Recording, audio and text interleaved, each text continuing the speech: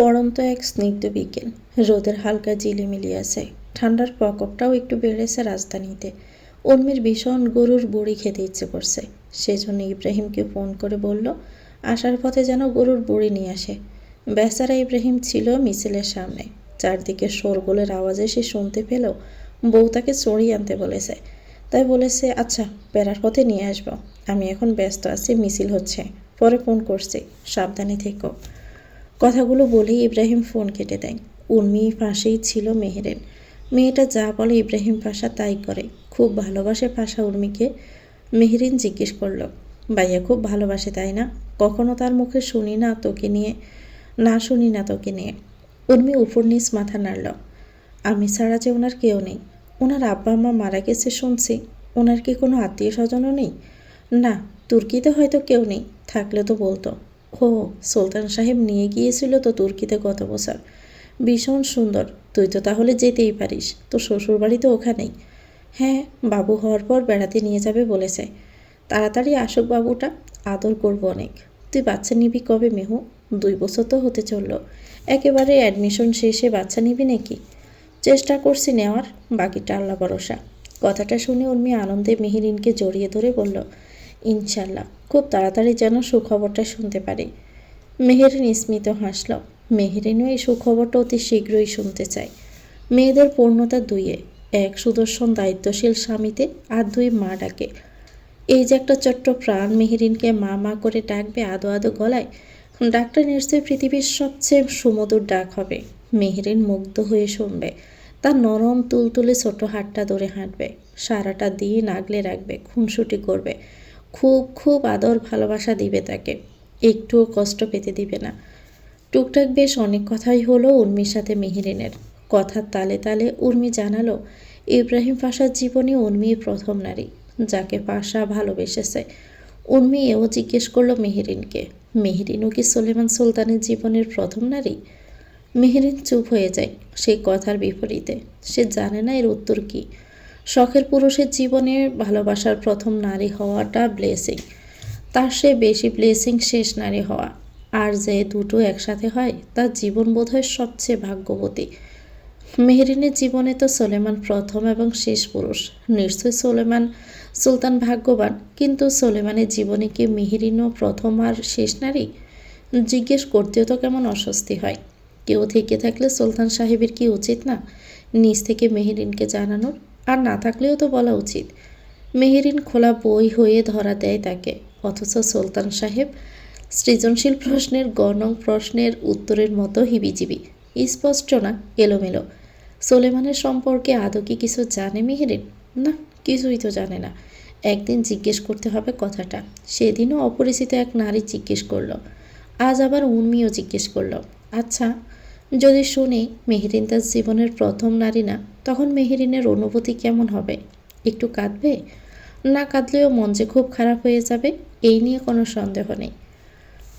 সন্ধ্যার পরপর ইব্রাহিম বাড়ি আসলো, হাতে আসছে একটা মিনি সাইজের বক্স। মেহেরিন আর মাহি তখন বসার ঘরে বসেছিল। মাহি পাশার হাতে অমন বক্স দেখে জিজ্ঞেস করলো, কি আছে বক্সে? ইব্রাহিম হাঁটা থামিয়ে দিয়ে মাথা চুলকে বলল, চুড়ি আছে, উর্মি আনতে বলেছিল। মেহেরিন ব্রু কুচকালো, চুড়ি? উর্মি কখন চুড়ি আনতে বলেছিল? কখন বলল? ইব্রাহিম চলে গেছে। ইব্রাহিমের পরপর রেজওয়ান আর সোলেমানও বাসায় আসলো। সোলেমান রুমে যাওয়ার সময় মেহেরিন কাশতে বলল। মেহেরিন চলে গেল। এজন গিয়ে মাহির কোলে মাথা দিয়ে সোফায় শুয়ে পড়ল। মাহি সিটকে উঠল, সরে যেতে যেতে বলল, শোয়ার আর কোনো জায়গা নাই? আমার কোলে এসেই শুতে হবে? এজন আরও ঠেসে শুয়ে পড়ল। মাথা ব্যথা করছে তরিকুলের বেটি? তো মলম লাগান, লাগিয়ে দাও না। মাথা সত্যি ব্যথা করছে। গোলামের জাতগুলোর গলার আওয়াজ তো আর যেন বুলেট। মনটাই চাইছিল গরম পানি ঢেলে দেয় ওদের শরীরে। একদিনই এই অবস্থা? তাহলে আরও তো দিন পড়ে আছে সামনে। রাজনীতি আপনাকে দিয়ে হবে না। আই এগ্রি উইথ ইউ তরিকুলের বেটি, এখন মাথাটা টিপে দাও। মাহি বা হাত দিয়ে টিপে দিতে লাগলো এজওয়ানের মাথা। ইয়াসিন একমাত্র প্রয়োজন ছাড়া তেমন একটা কথা বলে না বাতাসির সাথে। কথা বলে একমাত্র বাতাসির কিছু লাগবে কি না সেই সময়। সেই সকালে বের হয়ে আর আসে রাত 12টা কি 1টা বাজে। বাতাসি ভাত বেড়ে বসে অপেক্ষা করে। অপেক্ষা করতে করতে কখনো ঘুমিয়ে পড়ে। ইয়াসিন হয় খাবার খেয়ে চলে যায় রুমে, আর তা না হলে সরাসরি রুমে চলে আসে। বাতাসি সকালে উঠে আবিষ্কার করে নিজেকে খাবার টেবিলে। সামনে থাকে কখনো এঁটো প্লেট, না হয় ডাকা পড়া খাবার। বাতাসের নির্সুপে ঘরে চলে আসে। ইয়াসিন আজ অনেক দিন পর ক্লাবে আসে। সারাদিন চায়ের দোকানে আর বসে থাকতে ভালো লাগছে না। সোলেমান ইয়াসিনকে দেখা মাত্রই বলে ওঠে, কিরে, আসলি তাহলে অবশেষে? রেগে না হয় বলেছিলাম 1 সপ্তাহ সামনে আসবি না, সেই জন্য সত্যি সত্যিই আসবি না? প্রত্যুত্তরে ইয়াসিন নির্চুপ থাকে। সময়ের অভাবে সেভাবে ইয়াসিনের বিষয়ে খোঁজখবর রাখতে পারেনি। তবে শুনেছে ইয়াসিন ঢাকায় ছিল না কদিন। বাড়ি গিয়েছিল তাহলে? সোলেমানের ইয়াসমিন বেগমের কথা মনে পড়ল। বাড়ি গিয়েছিলি? খালার শরীর কেমন এখন? অনেক দিন হলো কথা হচ্ছে না। নাকি তোকে নিয়ে টেনশন করে করে শরীরের 12টা বাজাচ্ছে? ইয়াসিন নির্চুপ। সোলেমান ফের জিজ্ঞেস করলো, খালা বকেছে নাকি?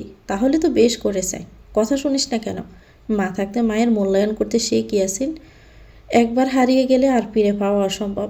খুব কি বকেছে? আচ্ছা, আমি খালার সাথে কথা বলবো। এবার তো কথা বল। কথাটা শেষ করে সোলেমান এগিয়ে আসে। ইয়াসিনের বাহুতে হাত রাখতেই ইয়াসিন হু হু করে কেঁদে ওঠে। সোলেমান হকচকিয়ে যায়। এই বোকা, কাঁদছিস কেন? বললাম তো খালার সাথে আমি কথা বলবো। আম্মা, আমার নাই ভাই। আম্মা আমার উপর রাগ করে চলে গেছে। আমি এতিম হয়ে গেছি ভাই। আমার আর কেউ নাই। সোলেমানের কানে বাজতে লাগলো আম্মার নাই ভাই। চোখের সামনে সহসায় ভেসে উঠল ইয়াসমিন বেগমের হাস্যোজ্জ্বল মুখটা। শেষবার গিয়েছিল কয়েক বছর আগে। ছেলের চেয়েও বেশি ভালোবাসতেন। সে মানুষটা নেই। মানতেই অসুবিধা হচ্ছে। পুরো শরীর কেমন অবশ হয়ে আসলো। কোনো রকমই জিজ্ঞেস করলো, কি করে হলো এসব? কবে হলো? আমাকে কেন জানাসনি? ইয়াসিন সব খুলে বলল। সবটা শুনেই থ হয়ে গেল সোলেমান। কি বলবে ভাষা খুঁজে পাচ্ছে না। শুধু জিজ্ঞেস করলো, বাতাসের কি করেছিস তুই? আছে, সাথেই আছে আমার, নিয়ে এসেছি। সোলেমান নির্চুপ হয়ে গেল। আকস্মিক প্যান্টের পকেটে থাকা ফোনটা বেজে ওঠায় সোলেমান রিসিভ করলো। আজ বিকেলে মন্ত্রিসভায় একটা বৈঠক আছে। সোলেমানকে ঠিক সময়ে চলে আসতে বলল। সোলেমান হাত ঘড়িতে সময় দেখল। মিটিং শুরু হতে বেশি সময় নেই। সোলেমান ইয়াসিনকে সামলে বাসায় পাঠিয়ে চলে গেল। সন্ধ্যার পর ইয়াসিন বাসায় আসে। বাতাসি কোচিং শেষ করে এখনও ফিরেনি। সেজন্য আবারও হাঁটা ধরল কোচিংয়ের দিকে। বাতাসি কাঁধে ব্যাগ চাপিয়ে বাড়ির দিকে আসছিল হেঁটে। রাস্তায় ইয়াসিনের সাথে দেখা হলো। দুজনেই হাসছে, কারো মুখে কোনো শব্দ নেই। বাতাসি আরসোকে বারবার তাকাচ্ছে, কেমন থমথমে মুখ তার। বাসায় আসার পর বাতাসি ইতস্ত করে বলল, শুনুন। ইয়াসিন তখন গ্লাসে পানি ঢালছিল। আপনার আম্মার সাথে আমার কথা বলিয়ে দিবেন? সেদিন ফোন দিয়েছিলাম, ধরেনি। উনি কি আমার উপর রেগে আছেন? ইয়াসিন পাতনিটা খেতে গিয়েও আর খেতে পারল না। শব্দ করে রাখলো টেবিলে। বাতাসে কিঞ্চিত কেঁপে উঠল। ইয়াসিন রুমে যেতে যেতে বলে গেল, আর কোনোদিনও রিসিভ করবে না আম্মা তোমার ফোন। বাতাসে এই কথা শুনে নির্বিশেষে চোখ চেয়ে রইল ইয়াসিনের যাওয়ার দিকে। কোনোদিন ফোন ধরবে না? কেন ফোন ধরবে না? বাতাসি কোনো ভুল করেছে কি? কষ্ট দিয়ে ফেলেছে অজান্তেই? বাতাসি খুঁজতে লাগলো তার ভুল। মনে তো পড়ছে না। বাতাসি ইয়াসিনের রুমের দরজার বাহিরে আবারও জিজ্ঞেস করলো ইয়াসিনকে, আম্মার কোনোদিন আমার ফোন ধরবে না কেন? আপনার আম্মাকে আমি খুব ভালোবাসি, একটু বলবেন আমার সাথে কথা বলতে। ইয়াসিন ফ্লোরে বসে আছে, বিছানায় পিঠ ঠেকিয়ে, এক পায়ের হাঁটুতে হাত ঠেকিয়ে। বাতাসের কথা শুনে ইশারায় বলল, এদিকে আসো। বাতাসি এলোমেলো পায়ে রুমে ঢুকলো। ইয়াসিন বলল, বসো। বাতাসি ইয়াসিনের পাশাপাশি বসলো। ইয়াসিন বাতাসির দিকে গাড় বেঁকিয়ে তাকিয়ে বলল, কাঁদবে না, ঠিক আছে? বাতাসের বুকটা ধক করে উঠল। কাঁদবে না মানে? কাদার কি কোনো কথা বলবে নাকি ইয়াসিন? ডিভোর্স দিয়ে দেবে? বাতাসি কিছু বলল না। আমার নেই বাতাসি, চলে গেছে না ফেরার দেশে। কথাটা যেন ধারালো পলার বর্ষার মতো এসে বিঁধল বাতাসির বুকে। মুহূর্তে চোখ ঘোলাটে হয়ে আসলো। ফলক ঝাপটাতে গাল বেয়ে পড়তে লাগলো সে অবাধ্য জলগুলো। বাতাসিকে ভালোবাসার মানুষগুলোকে আল্লাহ এত তাড়াতাড়ি কেন নিয়ে যায়? বাতাসিকে সহ্য করতে পারে না বোধ হয়, সেই জন্যই এভাবে সাজা দেয় তাকে, না নিয়ে তার ভালোবাসার মানুষগুলোকে কেড়ে নিয়ে। বাতাসি শব্দ করে কেঁদে উঠল। শেষবারের জন্য দেখতে পারল না সে ইয়াসমিন বেগমকে। কেউ আর বাতাসির মাথায় তেল দিয়ে দিবে না, আদর করে বুকে জড়িয়েও ধরবে না, কপালে গালে চুমু খাবে না। সবাই এখন কষ্ট দিলে স্বস্তি খুঁজবে কার কাছে বাতাসি? ইয়াসিন কান্নার শব্দ পেয়ে বলল, মানা করেছিলাম কিন্তু। বাতাসি কাঁদতে কাঁদতে জবাব দিল, আমার কথা জীবনে শুনিনিও যে আপনার কথা শুনবে। আপনার আম্মাকে আল্লাহ কেন নিয়ে গেল? এত অপছন্দ আমাকে তার? আমার জন্যই আপনার আম্মা চলে গেল। না, উনি আমাকে ভালোবাসতেন, আর না আল্লাহ ওনাকে নিয়ে যেত। আম্মার মৃত্যুর জন্য আমি দায়ী। আমি এত মৃত্যুর দায় আমার মাথার উপরে। প্রথমে আব্বা, তারপর ভাইয়া, এখন আপনার আম্মা। এদিকে ইয়াসিন তার আম্মার মৃত্যুর জন্য নিজেকে দায়ী করছে, অথচ প্রকৃতপক্ষে তাদের কেউই কি দায়ী? মৃত্যু তো আগে থেকেই লেখা থাকে। ইয়াসিন বাতাসের মাথায় হাত রাখল। নিজেকে দোষী ভেব না, দোষী অন্য কেউ। কে দোষী? আমি। বাতাসে চমকে উঠল। আপনি দোষী মানে? আপনি কি করে দোষী হলেন? রুমে যাও, রাত হয়েছে। আর কেঁদো না। বাতাসি আর এক মুহূর্ত দাঁড়ালো না, দৌড়ে নিজের রুমে এসে দরজা বন্ধ করে মুখ চেপে কাঁদতে লাগলো। এই কথাটা যে তাকে কোনোদিন শুনতে হবে সে ভাবতে পারেনি। নিজের মা তো মা না, যেন সৎ মায়ের থেকেও নিকৃষ্ট, অথচ মায়ের মতো শাশুড়ি ওনার মৃত্যু মানতে পারছে না। যদি জানতো আর কোনোদিন বাতাসি তাকে দেখতে পারবে না, তাহলে বাতাসি সেদিন ইয়াসিনের সাথে চলে আসতো না। সারা রাত বাতাসির কাঁদতে কাঁদতে পার হলো। অপর ঘরে ইয়াসিনের সারা রাত কাটলো নির্ঘুমে, সেই একই ভঙ্গিতে বসে থেকে। রাত এখন আনুমানিক 11টা বাজে। এজন সন্ধ্যায় ঘুম দিয়েছিল, সেই ঘুম ভেঙেছে কেবল কফির দরকার তার। সারা রুম চোখ বুলিয়ে দেখলো তরিকুলের পিটি নেই। বেয়াদব মার্কা বউ একটা। এজন কফির জন্য রুম থেকে বেরিয়ে করিডোর দিয়ে হাঁটতে লাগলো। মাথা জিমজিম করছে। আকস্মিক ইব্রাহিমের রুমের সামনে দিয়ে যাওয়ার সময় কিছু অশ্লীল শব্দ শুনে আপনা আপনি দাঁড়িয়ে যায়। তাদের কথোপকথনগুলো এমন, ব্যথা পাচ্ছি তো, আসতে ঢুকান না। আসতেই তো ঢুকাচ্ছি, খুব ছোট সেই জন্য ঢুকছে না। তেল ইউজ করে ঢুকাবো? যাই ইচ্ছে হয় করুন, যেটা মনে চায় সেটা দিয়ে চেষ্টা করুন। ভালো লাগছে না আর এই যন্ত্রণা। দরজার বাহিরে দাঁড়িয়ে থাকা এজনের মাইন্ড নষ্ট হয়ে গেল। ছি, তার বড় ভাই সব কী করছে? বউ না প্রেগনেন্ট, আর সাউন্ড প্রুফ রুমে যেতে পারলো না। এজন বাহির থেকে বিরক্ত হয়ে বলল, কী সব অশ্লীল কাজকর্ম করছো ভাই বউ? বউ না প্রেগনেন্ট, একটু কন্ট্রোলে থাকতে পারো না? অকাজ করছো রুমে, আর আমি দরজার বাহির থেকে শুনতে পাচ্ছি এসব পাকিং মার্কা শব্দ। যত সব 2 মাস অশ্লীল বেহায়াপনার নির্লজ্জ কারবার। ইব্রাহিম এবার চমকে উঠল এজনের কথা শুনে। কী সব আবল তাবল বকছিস বাহিরে দাঁড়িয়ে? ভিতরে আয়, তোর চেহারাটা আমি দেখি। এজন অবাকে চরম পর্যায়ে চলে গেল। আবার আমাকে ডাকছো তুমি? বেহায়া পুরুষ, একদম আমাকে ডাকবে না, আর একটাও শব্দ করবে না তোমরা জামাই বউ মিলে। আমি বলে হালকা মাইন্ড করেছে, অন্য কেউ হলে খবর হয়ে যেত তোমাদের। আবার দরজাটাও আটকাওনি, খোলা রেখে অশ্লীল কাজকর্ম করছো। আমি ঢুকে পড়লে মান সম্মান খেয়ে দিতাম না তোমাদের? এই বেয়াদব ছেলে, ভিতরে এসে সাহায্য কর আমাকে। ঢুকছে না কেন? এত ছোট তো হওয়ার কথা না। ছোট ভাইকে কিভাবে বলছো এসব? আবার সাহায্য চাইছো? কি গজব নাজিল হোক তোমার উপরে। তেল ইউজ না করতে চাইলাম, তুমি বরং তেল ইউজ করেই ঢুকাও। তেল নেই রুমে, তুই এনে দে তো। অনেকক্ষণ হলো চেষ্টা করি, ঢুকছেই না বান্দা। উর্মিও ব্যথা পাচ্ছে। এজওয়ানের মায়া হলো, যেতে যেতে বলল, বউ যে প্রেগনেন্ট এটা মনে ছিল না। এজওয়ান বিরক্তির সহিত রান্নাঘর থেকে একটা খাঁটি সরিষার তেলের বোতল এনে বলল, এনেছি, দিব কি করে? দরজা তো খোলাই আছে, ঠেলে ঢোক। এজওয়ান দ্বিধায় পড়ে গেল, সে কি ভিতরে যাবে? কি হলো দে? এজওয়ান দরজা ঠেলে রুমে প্রবেশ করে সরিষার তেলের বোতলটা বাড়িয়ে দিতে চোখ ইব্রাহিম উর্মির হাত ধরে ছুরি ঢুকানোর চেষ্টা করছে। সাথে সাথে 360 ভোল্টেজের ধাক্কা খায়। এত বড় মিসআন্ডারস্ট্যান্ডিং! কিন্তু তারা যেভাবে কথাবার্তা বলছিল, সেখানে ওসব ভাবনা তো আসবেই মাথায়। এজওয়ানের মাইন্ডের দোষ কি? এজওয়ান একবার সরিষার তেলের দিকে তো একবার ইব্রাহিম আর উর্মির দিকে তাকাচ্ছে। ছড়ি ঢুকানোর জন্য তেল চাই কে ভাই? ইব্রাহিম তেলটা নেওয়ার জন্য হাত বাড়িয়ে দিয়ে বলল, দে। এজন শব্দ করে তেলের বোতলটা টেবিলে রেখে বলল, তেল ইউজ করে চুরি ঢুকাতে কে চাই ভাই? সাবান ইউজ করলেই তো হতো। মেওয়ার হলে কেমনে তুমি? সামান্য কি কমন সেন্স নেই কোথায় কোন জিনিস ইউজ করতে হয় আর কোথায় কোন শব্দ? আসলেই তো সাবান ইউজ করলেই তো হয়ে যেত। ইব্রাহিম ওয়াশরুম থেকে সাবান নিয়ে আসলো। আমার মাথাতেই আসেনি সাবানের কথা। এজওয়ান চলে যেতে যেতে বলল, কমন সেন্সের অভাব তোমার, আমার থেকে ধার নিও। তেলের বোতলটা তো নিয়ে যা। এজওয়ান পিছু ফিরল, ফের ঘুরে এসে তেলের বোতলটা নিয়ে চলে গেল। উর্মির আগেই গলায় ইব্রাহিমকে বলল, আমি আপনাকে গরুর বড়ি আনতে বলেছিলাম, আর আপনি ছড়িয়ে নিয়ে এসে যন্ত্রণা দিচ্ছেন আমাকে। এনেছেন তো এনেছেন, সেটা আবার 12 ডজন ছড়ি, যা সাইজে ছোট। এই ছড়িগুলো কে পরবে এখন? একটা ঢুকাতে যুদ্ধ করতে হচ্ছে। আমি তো শুনেই শুনলাম। আচ্ছা ঠিক আছে, এনে দিব গরুর বুড়ি, আর চড়ি আরেক বক্স এনে দিব, সমস্যা নেই। এখন এটা পরিয়ে নেই কিছুক্ষণের জন্য, তারপর আর পড়তে হবে না। ইব্রাহিম দু হাতে চড়ি পরিয়ে দিল। হাতে পরানো তো ঠিকঠাকই লাগছে, তাহলে ঢুকানোর সময় চড়িয়ে এত নাটক করলি কেন তুই? এজন নিচে যাওয়ার পথে হুট করে মাহির সাথে ধাক্কা খেল।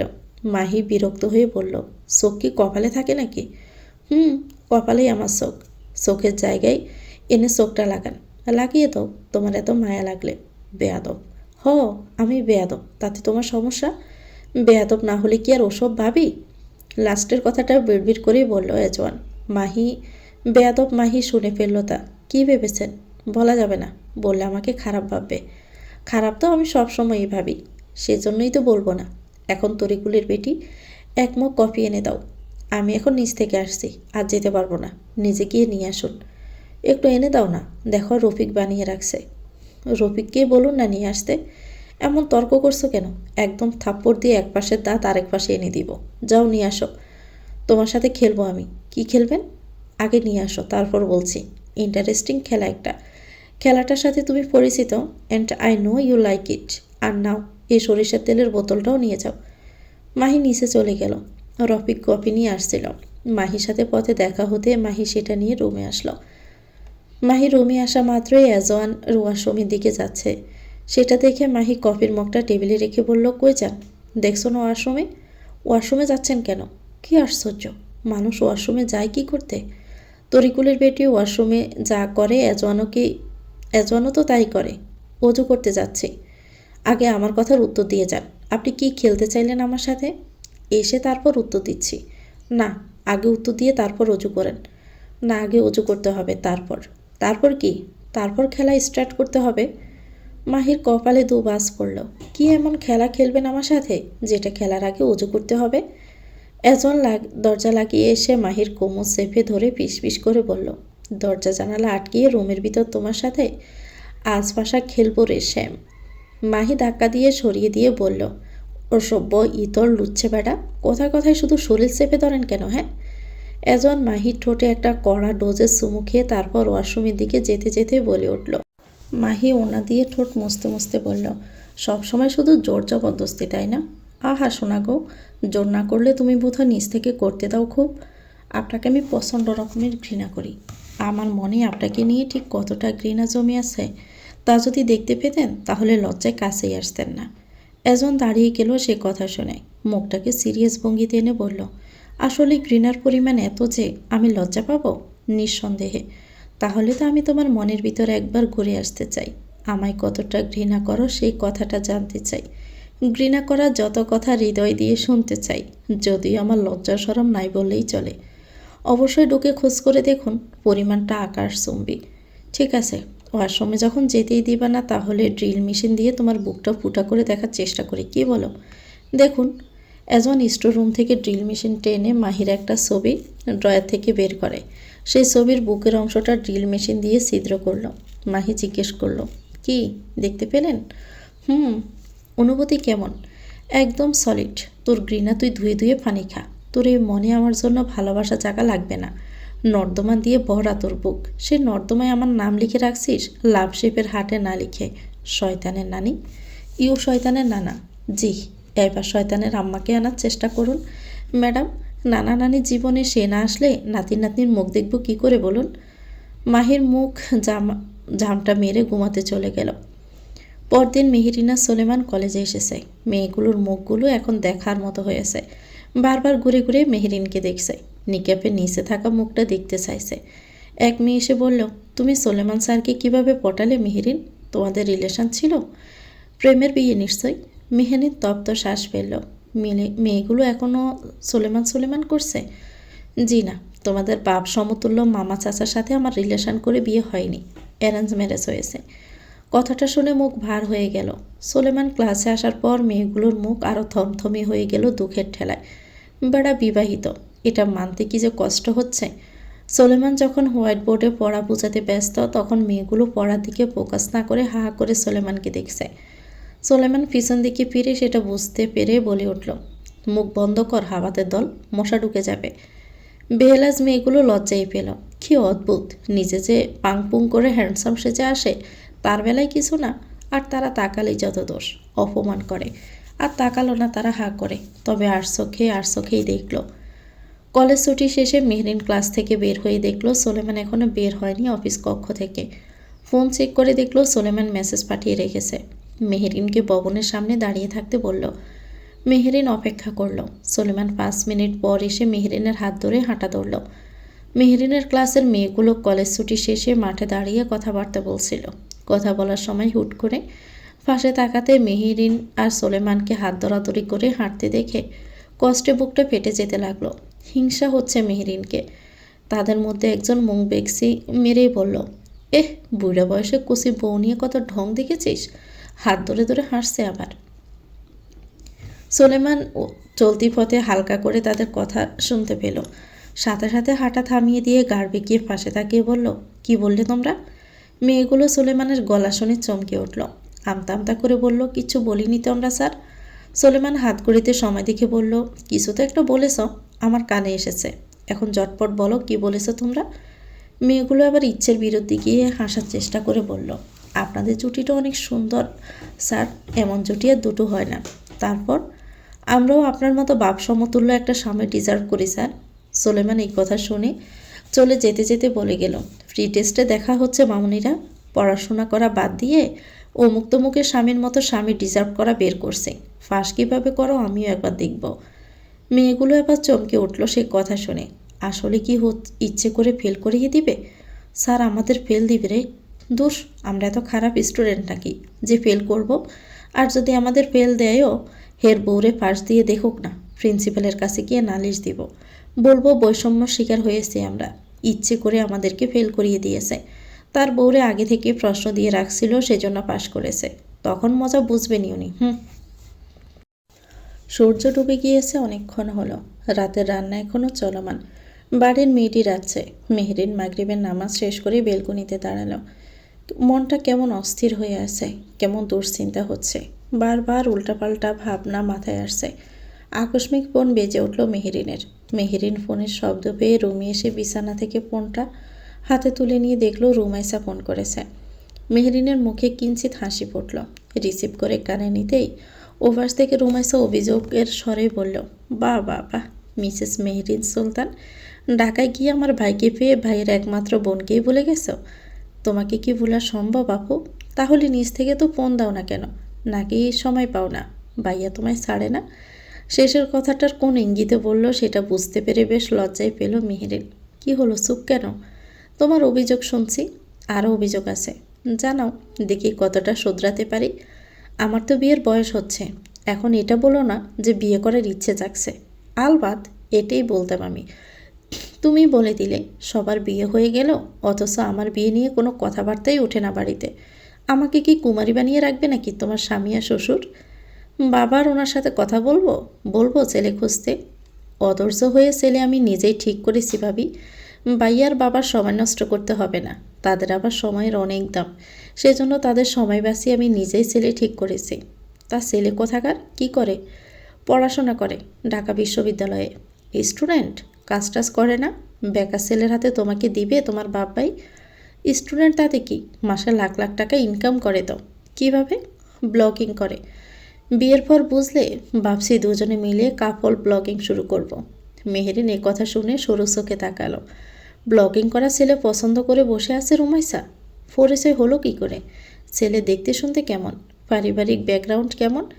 বিয়ের ইচ্ছে থাকলে তাহলে তোমার ভাব ভাইয়ের সাথে কথা বলতে বলো পরিবার সমেত। রুমাইসা লম্বা শ্বাস ফেলল। ভাবি, একটা কাণ্ড ঘটে গেছে যে। কি? ছেলের সম্পর্কে তেমন কিছুই আমি জানি না। ইভেন তাকে আমি সরাসরি দেখিও নি কখনো। তবে কথাবার্তা হয় আমাদের ফোনে। ছেলে বলেছে আমাকে বিয়ে করবে। কি? ছেলে সম্পর্কে কিছুই জানো না? তার উপর ছেলেকে কখনো দেখেও নি। আর তাতেই তুমি তাকে বিয়ে করতে চাইছো? ছেলেটা ফ্রড নয় তো? না হলে সামনে আসবে না কেন? তুমি বলনি তাকে দেখতে চাও? বলেছি তো, উনি বলেছে সময় হলে আসবে সামনে।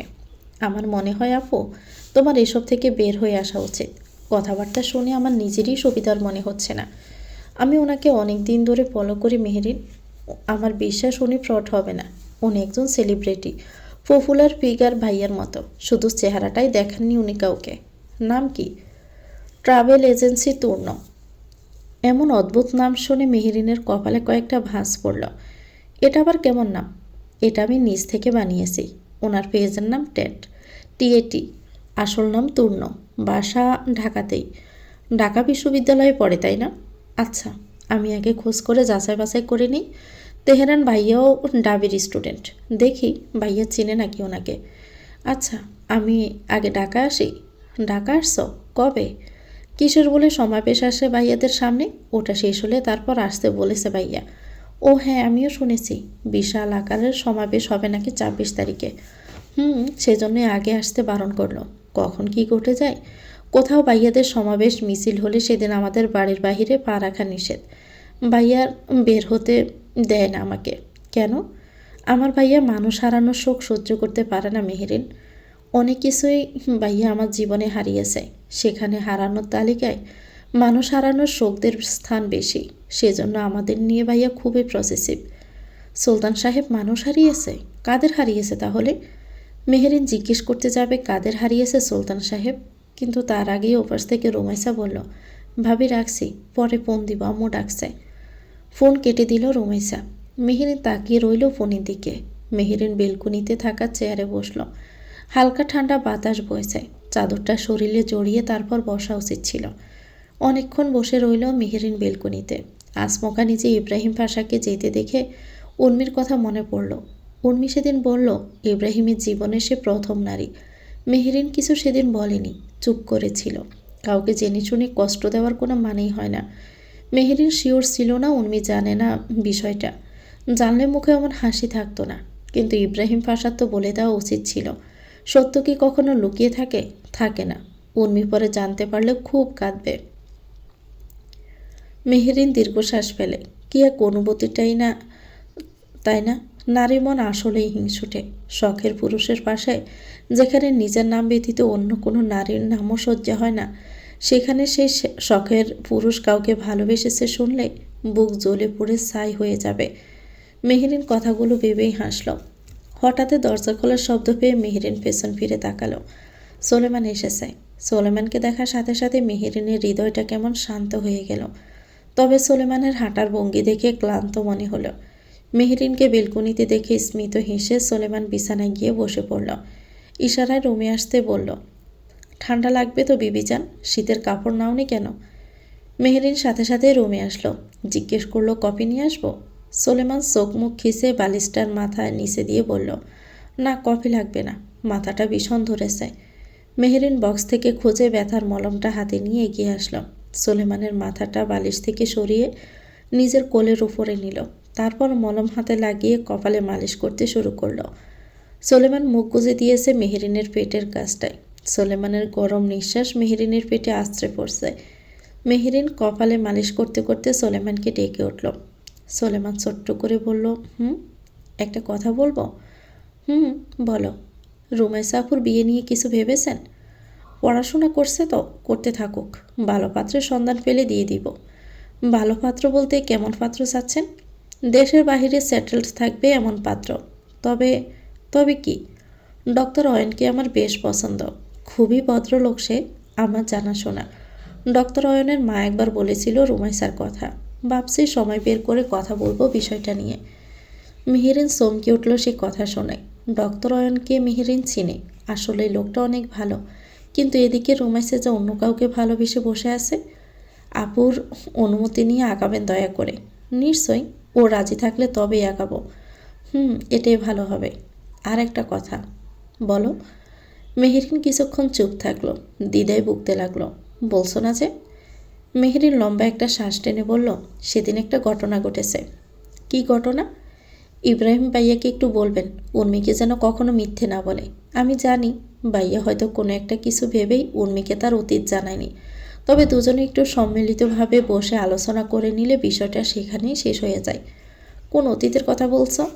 সেদিন আপনি যে বললেন না ইব্রাহিম ভাইয়াকে একটা নারী ঠকিয়েছে। ভাইয়া তাকে পাগলের মতো ভালোবাসত। উর্মি জানে না সেই বিষয়টা। হুট করে কারো মুখে শুনে ফেললে বাজেভাবে রিয়েক্ট করতে পারে। ভুল বোঝাবুঝি হতে পারে, সেজন্য বলছি ভাইয়াকে বলবেন বিষয়টা যেন নিজ থেকে বুঝিয়ে বলে দেয় সময় বুঝে। উর্মি হুট করে কোনোভাবে জানার পর যদি আমায় জিজ্ঞেস করে আমি জেনেও কেন জানালাম না তাকে, তখন আমি কি জবাব দেব বলুন তো? সত্য তো বেশি দিন চাপা থাকে না, একদিন না একদিন বেরিয়ে আসেই। সোলেমানের মন অজানা এক কারণে বার হয়ে গেল। কণ্ঠ খাদে নামিয়ে শুধু বলল, ঠিক আছে বলবো, তুমি চিন্তা করো না। উর্মি আজ নিজে ফুলকপির পাকোড়া বানিয়েছিল। মেহেরিনের সাথে বসে খাবে বলে মেহেরিনের রুমের দিকে আসছিল বাটিতে পাকোড়া নিয়ে, কিন্তু দরজার কাছে আসতে মেহেরিনের বলা কথাগুলো শুনে বুকের ভিতর যেন আসমকা একটা ধারালো তীর এসে বিঁধল। ইব্রাহিম কাউকে ভালোবেসেছিল, তাও আবার পাগলের মতো। এখন যেমনটা ভালোবাসে উর্মিকে তেমনভাবেই কি? ইব্রাহিম শুরুতেই কেন জানালো না এই কথা? কেন বলল তার জীবনের প্রথম নারী উর্মি? ঠকালো তাকে, এভাবে ঠকালো। উর্মির অনুভূতিগুলোকে ঠকালো, সকল বিশ্বাস ভরসাকে ঠকালো। উর্মি দাঁড়িয়ে থাকতে পারল না, ছুটি নিজের রুমে এসে দরজা লাগিয়ে শব্দ করে কাঁদতে লাগলো। কথাটা আপনাকে কেন বলা জানেন? মেহরিনের কথার বিপরীতে সোলেমান জানতে চাইল, কেন? আপনার দ্বারা যেন এমন ভুল কখনো না হয় সেজন্য। হলে কি করবে? মেহরিন সহসা সোলেমানের মুখের দিকে তাকালো। লুকিয়েছেন তাহলে কিছু আপনি? আমার সম্পর্কে তুমি জানোই বা কতটুকু? সবই তো অজানা। স্বামী হিসাবে কি আপনার উচিত না নিজ থেকে জানানোর? প্রশ্ন করো, যদি মনে হয় জানানো উচিত তোমায় তাহলে অবশ্যই বলবো। পুরনো সেই কথাটারই পুনরাবৃত্তি করলাম, উত্তরটা না হয় আজ মুখের উপর দিয়ে দিন। সুলেমান বুঝলো সেই কথাটার মানে, সাথে সাথে দুদিকে মাথা নেড়ে বলল, উত্তরটা হলো না। মেহেরিনের বুকটা ধক করে উঠল। তার মানে সুলতান সাহেবের জীবনেও মেহেরিন দ্বিতীয় নারী? আমার জীবনে তুমি প্রথম নারী নও মেহেরিন। প্রথম নারীটা কে তাহলে? সোলেমান মাথার চুলগুলো পেছনে ঠেলে দিয়ে বলল, আমার আম্মা। হুট করে আম্মা শব্দটা শুনে মেহেরিন সরু চোখে তাকালো। কি আশ্চর্য, সে কি আম্মাকে মিন করে বলতে বলেছে নাকি? আমি আপনার আম্মার কথা বলি নাই। প্রেম বিষয়ক জিজ্ঞেস করছে তাহলে? তুমি কোনটা শুনলে খুশি হবে? যদি শুনো কাউকে ভালোবেসেছিলাম, খারাপ লাগবে না? মেহেরিন আসলেই খারাপ লাগবে এটা শুনে। তারপরও মেহেরিন বলল, না লাগবে না খারাপ। কাউকে ভালোবাসাটা তো দোষের না, ভালোবাসতেই পারেন। আপনি বলুন। গলা কাঁপছে কেন তাহলে কথাগুলো বলার সময়? তোমার মুখের কথা বিশ্বাস করতে বলছো আমাকে, আর আমি বিশ্বাস করে নিব? খারাপ লাগলে কি আপনি মিথ্যেটাকে সত্যি আর সত্যিটাকে মিথ্যে বানাবেন? অবশ্যই। বলবেন না? তাহলে কি ধরে নিব আপনার জীবনে আমি দ্বিতীয় নারী? অবশ্যই দ্বিতীয় নারী তুমি আমার জীবনে। আচ্ছা, কি আচ্ছা? আমার আগেও আপনি কাউকে ভালোবেসেছেন তাহলে? তোমার কি মনে হয়? মনে তো অনেক কিছুই হয় সুলতান সাহেব, সবটা তো আর বাস্তবের সাথে মিলে না। আপনি কাউকে ভালোবেসে থাকলে আমাকে জানান। আপনার মুখে শুনলে বিশ্বাস করুন তেমন একটা কষ্ট বা খারাপ লাগবে না, কিন্তু অন্যদের মুখে শুনলে খারাপ লাগবে আমার, সেই জন্য জিজ্ঞেস করছি। মেহেরিন আর কথা বাড়ালো না, উঠে চলে গেল বাহিরে। সোলেমান তপ্ত শ্বাস ফেলল। মুখের উপর বলতেও কেমন অস্বস্তি হয় সোলেমানের। মেয়েটা নিশ্চিত কাঁদবে তার স্বামী কাউকে পাগলের মতো ভালোবেসেছিল জানলে। এর চেয়ে অজানাই থাকুক, সবচেয়ে জানতে হবে তার তো কোনো মানে নেই। মেহেরিন নিচে নেমে দেখল মাহি বসার ঘরে বসে ল্যাপটপে কাজ করছে। মেহেরিন চুপচাপ গিয়ে পাশে বসল। মেহি একবার তাকিয়ে ফের কাজে মনোযোগ দিয়ে বলল, মুড অফ নাকি? মেহেরিন আগের ন্যায় থেকে বলল, না। তাহলে? অস্থির লাগছে কেমন? চা খাবে? খেলে ভালোই হয়। মাহি মেটকে ডেকে এক কাপ চার এক মগ কফি দিতে বলল। এজন ফোনে কথা বলতে বলতে করিডোর দিয়ে হেঁটে যাচ্ছিল। আসমুকা উর্মিকে কাঁদতে কাঁদতে রুমে ঢুকে শব্দ করে দরজা লাগিয়ে দিতে দেখে অবাক হলো। কাছে এসে এগিয়ে আসতে দেখলো ভিতর থেকে কান্না করার শব্দ ভেসে আসছে। এজন তড়িঘড়ি করে ইব্রাহিমকে ফোন করে বলল, হ্যালো ভাই, তোমার বউয়ের কী যেন হয়েছে। ইব্রাহিম ক্লাবে এসেছিল কিছু নথিপত্র নিতে। এজওয়ানের ফোন পেয়ে রিসিভ করে প্রথমেই এমন কথা শুনে আত্মার পানি শুকিয়ে গেছে। কি হয়েছে মানে? কি হয়েছে উর্মির? তোমার বউ দরজা আটকে দিয়ে চিক্কুর দিয়ে কাঁদছে। তাড়াতাড়ি এসে চিক্কুর থামাও বউয়ের। কাঁদছে? কথাটা শুনে কেমন ইমনের মুখটা ভেসে আসলো প্রথমে। এই ইমনের জন্যই কাঁদে তার বউটা। আজ আবার কি বলেছে এই ছেলে? ইব্রাহিম ফোন কেটে নথিপত্র না নিয়ে বাড়ি ফিরল। উর্মি কাঁদতে কাঁদতে চোখ মুখ ফুলিয়ে ফেলেছে। দরজার বাইরে দাঁড়িয়ে আছে মেহেরিন, মাহি, এজওয়ান, ইব্রাহিম। ইব্রাহিম বারবার দরজায় ধাক্কা দিয়ে বলছে, এই যা, কাঁদছ কেন? কি হয়েছে বলো, দরজাটা খোলো। উর্মি বাঘিনীর ন্যায় ক্ষিপ্ত হয়ে জবাব দিল, খবরদার, একদম জান বলে ডাকবেন না, মেরে ফেলবো ঠকবাজ পুরুষ। আমাকে ঠকিয়েছেন কেন আপনি? আরে বাবা, করেছিটা কি আমি বলবে তো? ঠকালাম কি করে আমি? খুলে বলো আমাকে। না বললে বুঝবো কি করে? কান্না থামাও না তুমি। থামাবো না। দাবার ভাষা, গুটির ভাষা, খেলার ভাষা, নামের মতো আমার জীবন নিয়েও ফাঁসা খেলেছেন আপনি। আপনার ভালোবাসার জালে আমাকে ফাঁসিয়েছেন। এই আপনাকে ভালোবেসে আমি আমার মা ভাইকে কত কষ্ট দিয়েছি, ছি, সেজন্যই সাজা দিচ্ছে খোদা আমাকে। আরে বাবা, আমি কিভাবে তোমাকে নিয়ে খেললাম? আমার অনুভূতি নিয়ে, আমার বিশ্বাস নিয়ে। আপনার জীবনে এক নারীর উপস্থিতি ছিল, আমাকে আপনি জানান নেই। বলেছেন আপনার জীবনে আমি প্রথম নারী, কিন্তু না, আপনার জীবনে তো আমি দ্বিতীয় নারী। কাপুরুষ কোথাকার! প্রেম করতে পারছেন অথচ স্বীকার করতে পারেননি বউয়ের সামনে। কথাটা শুনে যেন আকাশ থেকে পড়ল ইব্রাহিম। প্রেম করেছে, তাও আবার ইব্রাহিম? কবে, কখন করলো? তোমার মাথা ঠিক আছে উর্মি? আমি কবে প্রেম করলাম? আমার জীবনে তুমি ছাড়া কেউ নেই, আগেও কেউ ছিল না। মিথ্যুক, মিথ্যাবাদী, গলাপাটি আবার মিথ্যে কথা বলছে। আমি নিজের কানে তাহলে কি ভুল শুনেছি? নিজের কানে শুনেছ মানে? কে বলেছে? কার থেকে শুনেছ? আপনার বন্ধুকে জিজ্ঞেস করুন। মেহেরিন তাকে বলেনি? আপনি যেন আমাকে নিজ থেকে জানান বিষয়টা খুলে। কেন শুরুতে বললেন না? আমি কি ফিটাইতাম নাকি আপনারে, নাকি পুরুষ নির্যাতন করতাম? ইব্রাহিম এবার গাড় বেঁকিয়ে মেহেরিনের দিকে তাকালো। মেহেরিনও চমকালো উর্মির কথা শুনে। তার দ্বারাই হলো এই কাজটা। সোলেমান কোথায় মেহেরিন? ভাইজানকে ছাদে যেতে দেখেছি আমি। এজনের কথা শুনে ইব্রাহিম ছাদে চলে গেল। এটা যে একটা মিসআন্ডারস্ট্যান্ডিং। সোলেমান ছাদের কার্নিশ ঘেঁষে দাঁড়িয়ে সিগারেট খাচ্ছিল। ছাদে এসেছে অনেকক্ষণ হলো, নিচে কি ঘটেছে তার আন্দাজ নেই। হুড়মুড়িয়ে কাউকে পাশে এসে দাঁড়াতে দেখে ফাঁস ফিরে দেখল ইব্রাহিমকে। সিগারেটটা শেষ হলে সে ইব্রাহিমকে ফোন দিত। আমি তোকে ফোন দিতেই যাচ্ছিলাম ইব্রাহিম, কিছু কথা ছিল তোর সাথে। কি কথা সেটা আমি জানি। তুই নিজেকে বাঁচাতে গিয়ে আমাকে ডুবিয়ে দিলি সোলেমান। উর্মি এখন কেঁদে কেঁদে ফিট হচ্ছে। ওর এই অবস্থায় কান্না করা নিষেধ, অথচ কাঁদতে হচ্ছে, তাও এমন এক ঘটনার জন্য যে ঘটনা আমি ঘটাইনি। ঠিক বুঝলাম না, তোকে ডুবিয়েছি মানে? আর তোর বউ কাছে কেন? ফেন উঠলে হসপিটালে নিয়ে যা। কোন দুনিয়ায় আছিস তুই? নিচে যে তুলকালাম হচ্ছে, জানিস না সে সম্পর্কে? আরে হয়েছেটা কি সেটা বল। মনে পড়ে সেদিন তুই প্রেমাকে আমার প্রেমিকা বলে পরিচয় করিয়ে দিয়েছিলি মেহেরিনের কাছে? সে ঘটনাটাই কাল হয়ে দাঁড়িয়েছে আজ। প্রেম করেছিস তুই, আর বাস খাচ্ছি আজ আমি। বউ ভাবছে আমি প্রেম করেছিলাম। সোলেমান আবার থমথমে গলায় বলল, আমি বুঝতে পারিনি সেটার জল এভাবে তোর উপর দিয়ে এত দূর গড়াবে। মেহেরিনকে জানাসনি এখনও এটা? না, জিজ্ঞেস করেছিল বলিনি। কেন বলিসনি? আমার সাহস, ইচ্ছে কোনোটাই হয়নি বলার। প্রাক্তন নিয়ে বউয়ের সাথে আলোচনা সমালোচনা করার রুচি আসে না। বিষয়টা খুবই অরুচিকর। আমি নিশ্চিত বললেও কেঁদে দিত। আমার সহ্য হবে না ওর কান্না। আমি চাই না ওই থার্ড ক্লাস মেয়ের জন্য মেহেরিন কষ্ট পাক। কষ্ট পাওয়ার কি আছে এখানে? তাহলে তোর বউ কেন পাচ্ছে?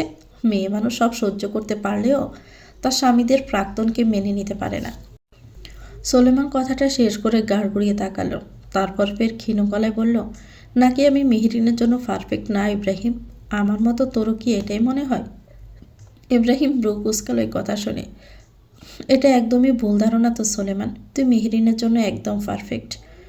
যদি পারফেক্টই হতাম আমি, তাহলে মেহেরিনকে মেহেরিনের মতো করে কেন ভালোবাসতে পারি না আমি? ওর ভালোবাসার কাছে আমার ভালোবাসা কেমন নড় পড়ে, দ্বিধাদ্বন্দ্বে বোকা, অসুস্থ।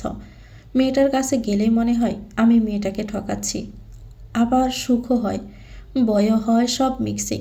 আমাকে নিয়ে করা ওর আশা, ভরসা, বিশ্বাস, সম্মান সব ভেঙে যাবে একদিন হয়তো। তখন নিশ্চয় মেহেরিন আমাকে ছেড়ে চলে যাবে। ইব্রাহিম, আমি আবারও নিঃস্ব হয়ে যাব। মেয়েটা আমার মতো নিকৃষ্ট পুরুষ কেন কোনো মতে ডিজার্ভ করে না, কোনো মতেই না। প্রেমা থেকে তো শতগুণ ভালো মেহেরিন। প্রেমা বিরোধী দলের মেয়ে জেনেও ভালোবেসেছিলি, সেখানে মেহেরিন তো তোর ঘরের বউ, তার বেলায় এত সংকোচ কেন? সেটা আমি জানি না, কিন্তু মাঝে মধ্যে মনে হয় আমার এই ভালোবাসা পাপ হয়ে দাঁড়াবে। আমাকে চরম মূল্য দিতে হবে। আর প্রেমা, ওকে আমি ঘৃণা করি, ওর ছায়াও আমি দেখতে চাই না। আমি জাস্ট হাঁপিয়ে যাচ্ছি আমার এই ফার্স্টে নিয়ে। যদি পারতাম তাহলে জীবন থেকে কেটে ফেলে দিতাম। ইব্রাহিম তপ্ত শ্বাস ফেলল। তুই কি সত্যি সত্যি পুরোপুরিভাবে ঘৃণা করতে পেরেছিস প্রেমাকে, নাকি এখনও ভালোবাসিস প্রেমাকে সোলেমান? আমি কনফিউজড। সোলেমান সাথে সাথে গর্জে বলল, একদম বালের কথা বলবি না। আমি ওই মেয়েকে ভালোবাসি না। ওই মেয়েকে ভালোবাসা যায় না। ঠকবাজ মেয়ে একটা, আমাকে ঠকিয়েছে, আমার ভালোবাসাকে অপমান করেছে। আই হেট হার। আমার জীবনের সবচেয়ে বড় ভুল ওই বিশ্বাসঘাতককে ভালোবাসা, ওর ভালোবাসাকে স্বীকার করা। ওই বিশ্বাসঘাতকের জন্য আমি মেহেরিনকে ভালোবাসতে কুণ্ঠাবোধ করেছি। নিজেকে এখন পাপী মনে হয়। কাকে ভালোবেসেছিল সুলতান সাহেব? মেহেরিন যে তখন বারবার জিজ্ঞেস করলো। তখন কেন বলল না তাকে? তখন বললে কি আর এখনকার মতো এত অবাক আর খারাপ লাগতো? ইব্রাহিম সুলেমানের কাঁধে হাত রাখল। তার জন্য মেহেরিনকে কষ্ট দিস না সুলেমান। একজনের সাজায় যেন আরেকজন অবহেলা না হয় ভুলেও। আমি কেন মন খুলে মেহেরিনকে ভালোবাসতে পারি না? কেন ভালোবাসতে গেলেই ভয়টা আগে চলে আসে? কেন মেহেরিনকে ভালোবাসতে হলে আগের সত্যটা দিক মাথায় রেখে চলতে হয়? এত এত কোনোর উত্তর আমি কোথায় পাবো? মাত্র অতিরিক্ত ভালোবাসিস তুই মেহেরিনকে, সেজন্য সব দিক মাথায় রাখতে হয় তোর। সহজ হয়ে ভালোবাসতে শুরু কর।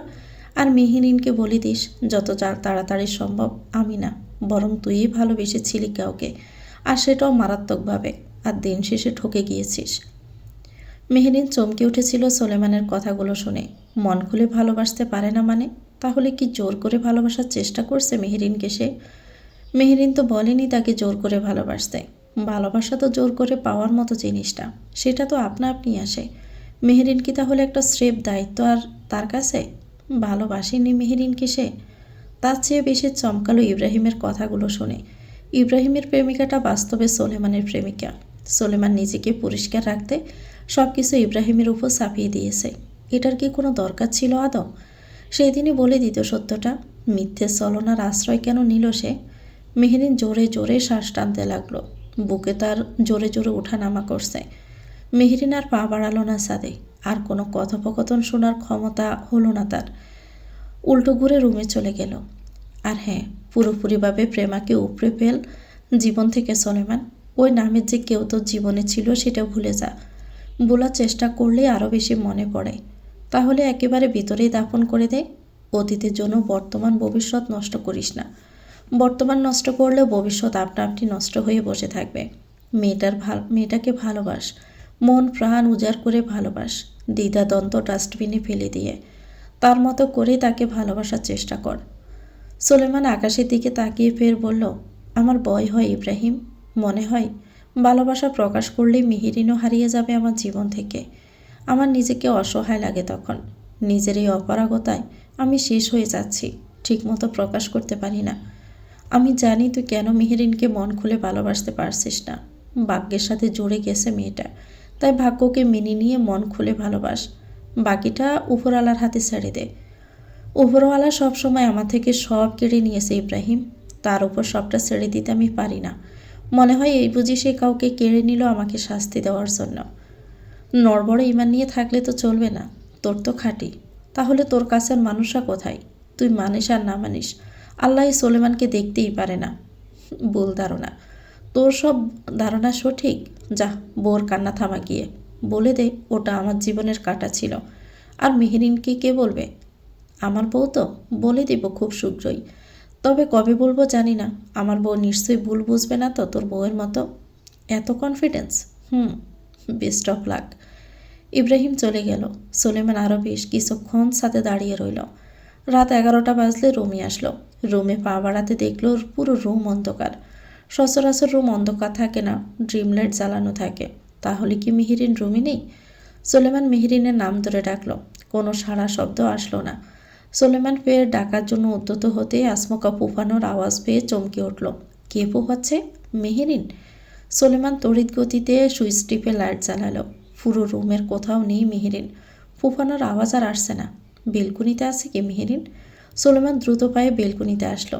সাথে সাথে নজরে আসলো মেহেরিনকে। ফ্লোরে বসে আছে, তাও আবার এই ঠান্ডায়। সুলেমান এগিয়ে গিয়ে হাঁটু গেড়ে বসে মেহেরিনকে ধরে বলতে যাচ্ছিল, এভাবে ঠান্ডায় মেঝেতে কেন বসে আছো? মেহেরিনা ধরতে দিল না, ঘুরে গেল অন্যদিকে। আকস্মিক মেহেরিনের এমন আচরণে সুলেমান অবাক হয়ে গেল। এমন আচরণ করার মতো মেয়ে তো মেহেরিন না। কিছু কি ওর হয়েছে? অস্থির হয়ে গেল সুলেমান। মেহেরিনের মুখটা ধরে নিজের দিকে ঘোরাতে সুলেমানের ভিতরের আত্মাটা যেন কোনো রকম গরম সীসা ঢুকিয়ে দেওয়া হলো। রক্তক্ষরণ হচ্ছে যে। এ কী অবস্থায় মেয়ে চোখে মুখে কেঁদেছে। চোখের কোনায় এখনও পানি লেপটে আছে। সোলেমান শুষ্ক ঠোঁটটা দিয়ে ভিজিয়ে নিল।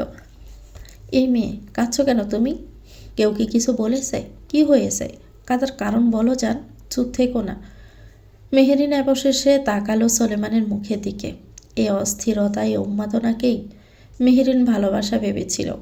অন্যান্য দিন হলে মেহেরিন বলতো অস্থির হবেন না, কিন্তু আজ আর বলতে ইচ্ছে করছে না। আনসার মি মেহেরিন, কেন কাঁদলে? I hate the tears in your eyes.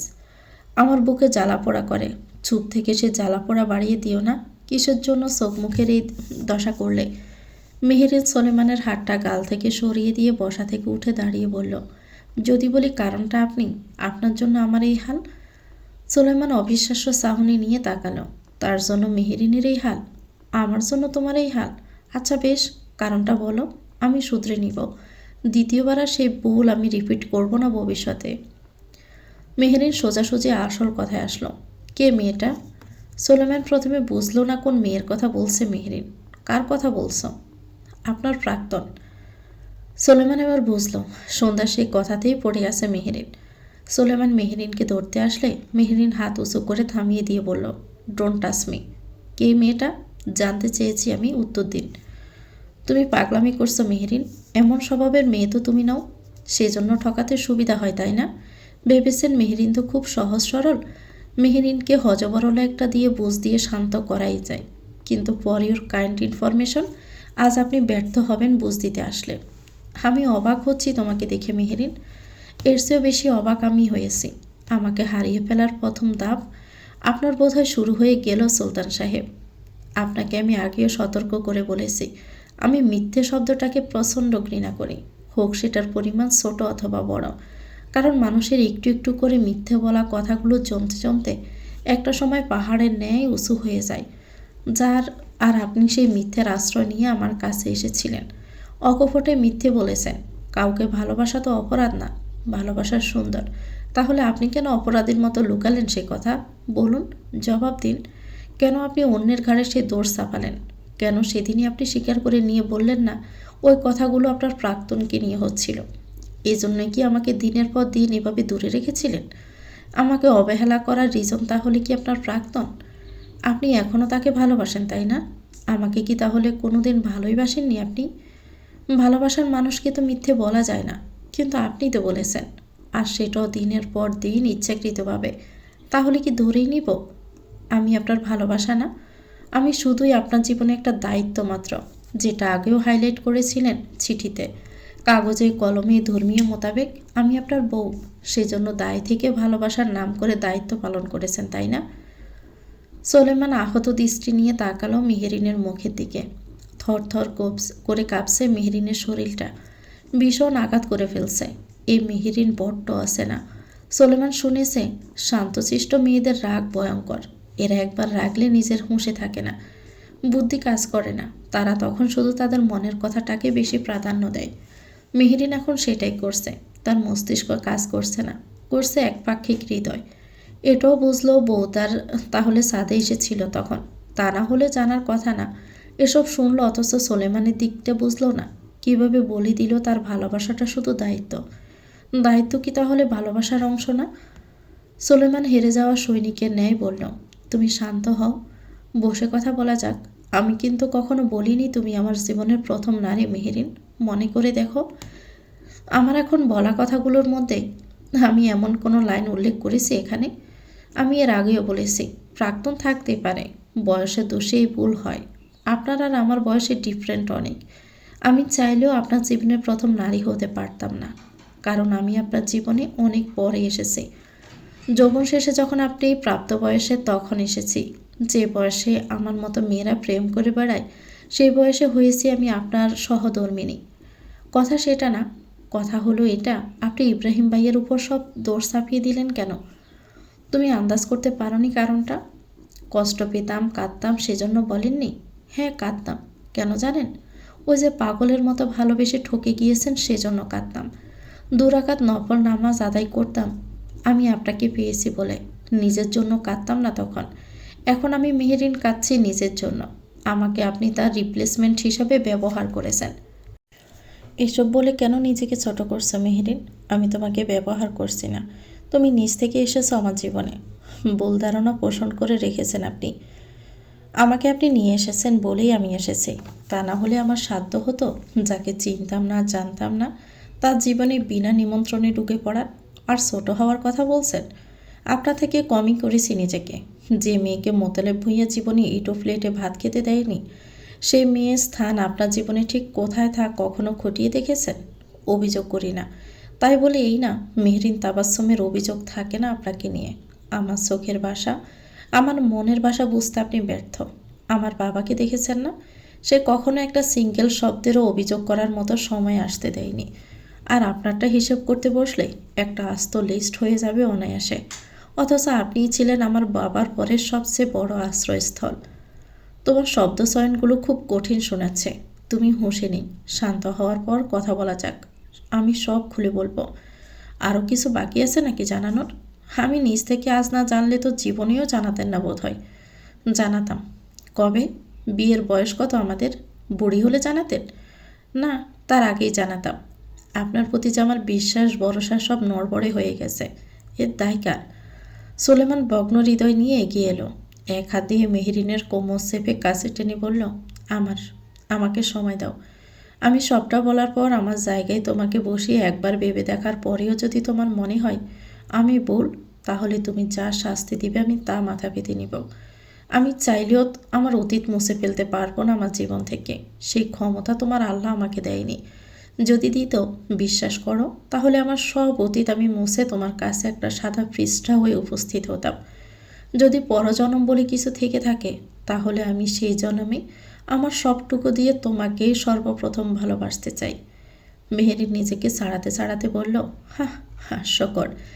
যে পুরুষ এক জন্মেই নিজের বিবাহিত স্ত্রীকে ভালোবাসতে কুণ্ঠাবোধ করে, সেই পুরুষ কিভাবে বলে পরজন্মে আমি আমার সবটুকু দিয়ে তোমায় ভালোবাসবো? পরজন্মে ভালোবাসা বলতে কিছুই নেই, সেখানে আছে কেবল অগণিত পাপের দায়ে নুয়ে পড়া এক আত্মা, দমবন্ধ অন্ধকারের বোঝা টেনে চলা এক অবসন্ন সত্তা। তাই যে পুরুষ পরজন্মে দোহাই দিয়ে নিজের স্ত্রীকে ভালোবাসার তৃষ্ণায় শুকিয়ে রাখে এই জীবনে, তাকে ভুল করে হাজারটা জন্ম দিলেও সে কুণ্ঠবোধের অন্ধকারেই থেকে যাবে। অতীত মুছে ফেলার ক্ষমতা না হয় আমার আল্লাহ আপনাকে দেয়নি, তাই বললে কি বলার ক্ষমতাটাও দিয়েছিল না আপনাকে? আর রইল অতীত মোছার কথা, আমি জানি তা অসম্ভব। আর যা অসম্ভব তা আমি আপনাকে কখনোই করতে বলতাম না। আপনার আমাকে নিয়ে খামখেয়ালিপন আমি শুরু থেকেই টের পেয়েছি, কিন্তু কখনো আমি প্রকাশ করিনি। আমি সময় দিয়েছি, মানিয়ে নেওয়ার চেষ্টা করেছি, নিজের কোনো ভুল রয়েছে কিনা সেটা খোঁজার চেষ্টা করেছি। আপনার ভুলগুলোকে দেখেও না দেখার ভান করেছি। আর আপনি প্রতিবার আমাকে খুব সূক্ষ্মভাবে এড়িয়ে গেছেন। অস্বীকার করতে পারবেন তা? আর এখন এও বলছি, আপনি আপনার প্রাক্তনের কাছে ফিরে যেতে পারেন আমাকে ডিভোর্স দিয়ে। আমি কিছু বলবো না, আটকাবো না। আমি চাই না আপনি তাকে ভালোবাসতে পারেননি, তাকে পাননি বলে তার রিপ্লেসমেন্ট হিসাবে আমাকে ভালোবাসুন। শেষের কথাগুলো শুনে সোলেমানের আবার রক্ত চোখে তাকালো মেহরিনের দিকে। মেহরিন কিভাবে বলতে পারলো এটা? ডিভোর্স দেবে মেহরিন? একটা ভুলের এত বড় কথা? সোলেমান মেহরিনের বাহু চেপে দেওয়ালের সাথে ঠেসে ধরল। Just keep your mouth shut up. অনেক বলেছ, আমি শুনেছি। নাও মাই টার্ন। আমি বলবো আর তুমি শুনবে। কাউকে পাইনি বলে তোমাকে ভালোবেসেছি। It's not a true. তোমাকে ভালোবাসি বলি আর কাউকে চাই না। এই সোলেমান অতীতে কার ছিল আই ডোন্ট কেয়ার, কিন্তু এখন বর্তমান আর ভবিষ্যৎ জুড়ে সোলেমান শুধুমাত্র তার মিসেস মেহরিন সুলতানেরই। সূচনা কখনোই ম্যাটার করে না গল্পে, ম্যাটার করে উপসংহার। আর নওয়াজ সোলেমান সুলতানের সূচনায় অন্য কেউ থাকলেও উপসংহারে একমাত্র মেহরিন সুলতানেরই রাজত্ব। Don't forget this. তো ভিউয়ার্স, গল্পটির নাম হচ্ছে দাহ সজ্জা, লিখেছেন রাইহা জুবাইর রিপ্তি। এটা গল্পের 30তম পর্ব। পরবর্তী অংশ পেতে চ্যানেলটিকে সাবস্ক্রাইব করে আমাদের সাথে থাকবেন। আল্লাহ হাফেজ, আসসালামু আলাইকুম।